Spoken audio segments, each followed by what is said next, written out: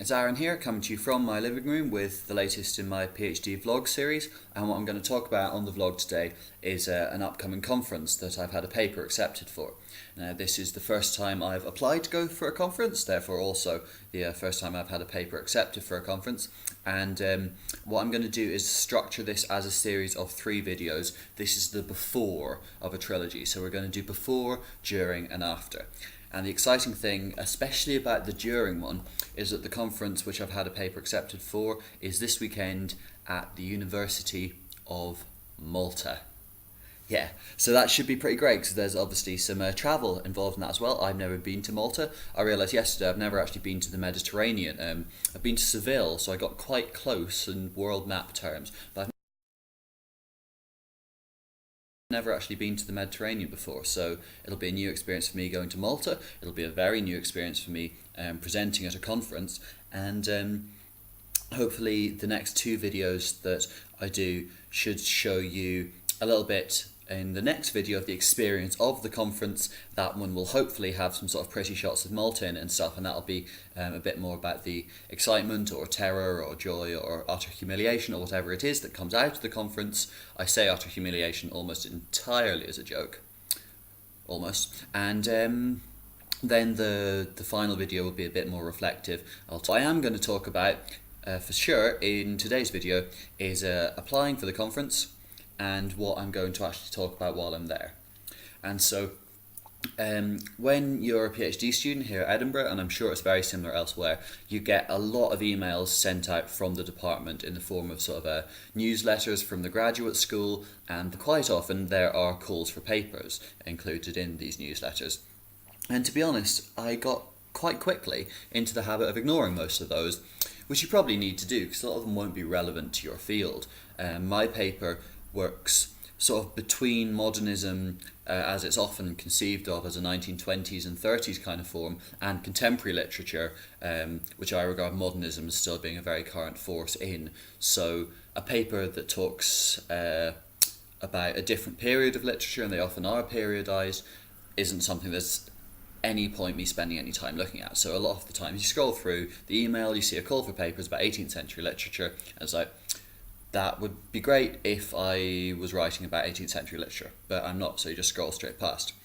But there was one that caught my eye a little while ago, which had a much sort of broader, vaguer theme, in that it wasn't periodized. The theme of it was the spatial turn in literature. So you can see that as kind of a periodical thing, because there's various lines about maybe the 20th century taking more of a spatial focus as opposed to a 19th century historical focus in what the sort of governing ethos of literature of the time was.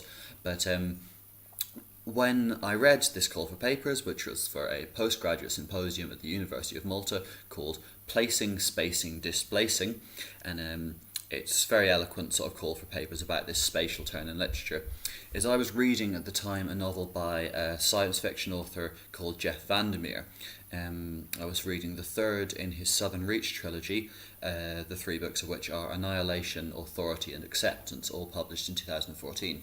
These I found interesting about thinking about VanderMeer's novels, or his Southern Reach trilogy in particular, from that angle, is that biology and space are sort of inextricable in them. There's a very powerful, I think fairly obvious sort of metaphor for climate change in the form of a sort of maybe extraterrestrial invasion in these novels, which are, they're often categorized as weird fiction. They're hard to pin down.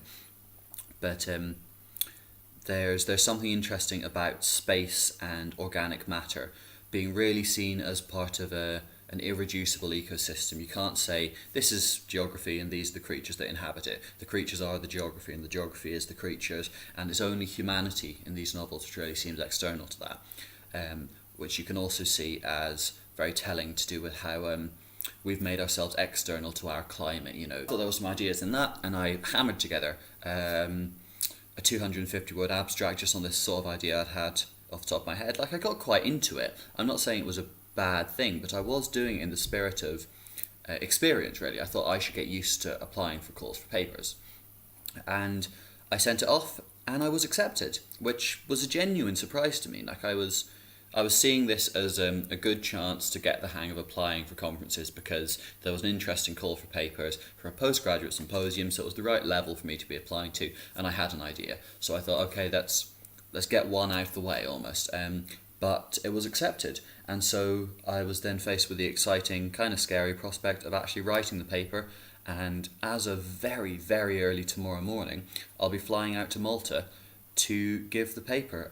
Saturday morning is my slot. I'll be speaking on a panel with two other people talking about contemporary literature in different ways. I think one person on my panel is talking about anime, and another person is talking about The Matrix and Westworld. So I'm in a little corner of this overall symposium with a couple of other people talking about very up-to-date literature, because these VanderMeer novels were, the whole trilogy was published in quick succession in 2014. And so that's what I'm going to be talking about, that's where I'm going, and I will certainly follow this up with more updates. I don't know when I'll be able to publish my during video, because I don't know how busy I'll be in Malta. Obviously I'll be attending lots of other panels at the conference, and also the availability of Wi-Fi and so forth. You know, you're travelling, you never know what that's going to be like. So it might be that it'll be after I get back next week that I put together my during video, and then after I've done the during video, I will do an after video. So you've heard the preamble now. The next upload you see from me should be shots of the actual conference, university and island of Malta, and then a little while after that I'll get around to reflecting on the whole experience, and hopefully it'll be that final video which will be particularly useful for other people hoping to start applying for conferences, and maybe people who are looking forward to giving their first conference paper and want to see what somebody else's experience of it was like. But for now, wish me luck, and I will see you from, if not in, Malta very soon. Thanks.